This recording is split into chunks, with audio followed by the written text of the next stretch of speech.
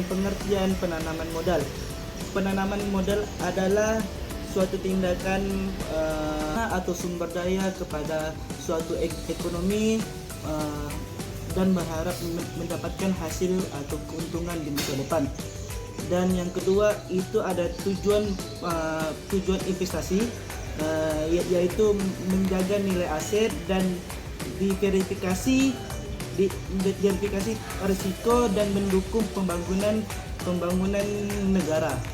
Dan yang ketiga itu ada jenis investasi. Yang pertama adalah keputusan ekspektasi, kedua keputusan pergantian, yang ketiga keputusan diverifikasi, dan yang keempat ada keputusan modernisasi, dan yang kelima ada keputusan strategis. Dan selanjutnya adalah langkah-langkah kita untuk melakukan penanaman modal investasi.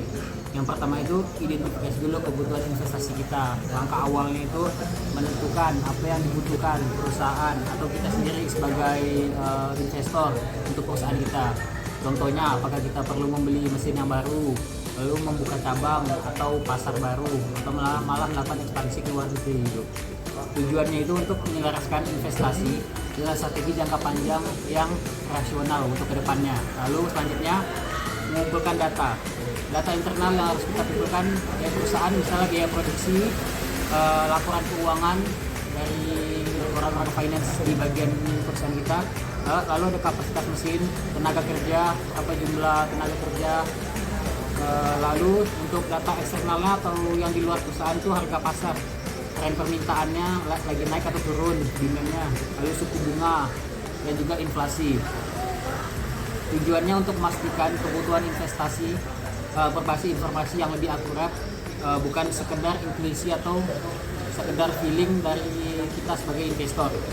Lalu selanjutnya itu menentukan arus kas. Arus kas masuk itu misalnya pendapatan tambahan dari investasi. Misalnya kalau perusahaannya mengalami keuntungan, maka itu masuk arus kas yang masuk.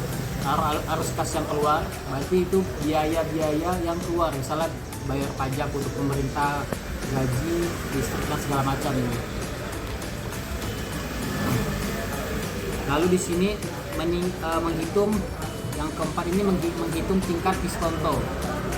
Tingkat diskonto ini adalah tingkat pengembalian minimum yang diharapkan oleh investor. Biasanya mengacu pada cost of capital atau suku bunga pasar. Fungsinya itu untuk menghitung nilai sekarang atau present value dari arus kas ke masa depan. Baiklah, selanjutnya saya akan menjelaskan metode analisis dalam penanaman modal investasi. Yang pertama itu ada NPV atau bisa disingkat net present value. Present value itu kalau semua uang yang akan kita dapatkan di masa depan itu dihitung pakai nilai hari ini. Kalau itu lebih besar atau lebih kecil dari modal yang kita keluarkan. Kalau misalnya lebih besar maka itu layak, tapi jika dia lebih kecil maka itu rugi. Lalu selanjutnya yang kedua itu ada IRR atau internal rate of return, gitu kan, tingkat keuntungan asli dari suatu investasi. Jadi logikanya itu sebenarnya proyek ini ngasih kita keuntungan persentase berapa sih, gitu kan. Misalnya IRR-nya itu 15%, artinya proyek itu ngasih kita untung 15% per tahun. Tapi perusahaan itu punya standar kalau investasi kita itu harus minimal untung 10% cost of capital-nya. Maka kalau IRR proyeknya ini yang kalau investasi kita kan harus punya 10%, kan itu kan dari standar perusahaan. Makanya kalau IRR-nya ini lebih besar dari 10% maka layak, tapi kalau dia lebih kecil dari 10% maka itu nggak layak. Lalu selanjutnya itu ada payback period, sesuai dengan translate-nya ke bahasa Indonesia. Payback period artinya balik modal. Balik modal itu dalam berapa tahun kita ngitungnya, butuh berapa lama sampai modal yang kita keluarkan kembali lagi ke kita, gitu. Semakin cepat, kalau kita ngitung semakin cepat kan. Kalau kita investasi ke salah satu perusahaan, kita ngitung modal baliknya ini bisa 5 tahun gitu, maka semakin cepat semakin aman investasinya. Contoh misal modal 100 juta, keuntungan setahun itu 25 juta, maka paybacknya 100 banding 25, 4 tahun balik modal, artinya 4 tahun uang kita kembali. Maka kalau semakin cepat maka semakin aman investasinya. Lalu Yang keempat ada PI atau Profitability Index, rasio untung per modal. Cara mikirnya itu setiap Rp1 yang kita investasikan kita dapat berapa rupiah kembali. Jadi dia itu Rp1 yang kita keluarkan ini kita dapat berapa rupiah gitu. Misalnya contohnya nih, analogi kita beli bahan kopi 10.000, lalu minuman itu jadi harga 14, maka 14 banding 10 sama dengan 1,4. Artinya untuk setiap 10.000 modal yang kita keluarkan kita dapat 14.000. Itu jelas untung gitu. Dan di sini saya akan menjelaskan apa itu faktor-faktor yang mempengaruhi keputusan investasi. Sebelum perusahaan memutuskan untuk menanamkan modal, ada beberapa faktor yang harus diperhatikan. Pertama itu ada faktor ini mencakup kondisi keuangan perusahaan, apakah perusahaan memiliki kas yang sehat, apakah modal kerja cukup, serta bagaimana kemampuan perusahaan dalam menanggung risiko. Selain itu, strategi bisnis juga mempengaruhi perubahan yang harus berinvestasi tersebut sejalan dengan tujuan jangka panjang seperti ekspansi pasar atau peningkatan kapasitas produksi.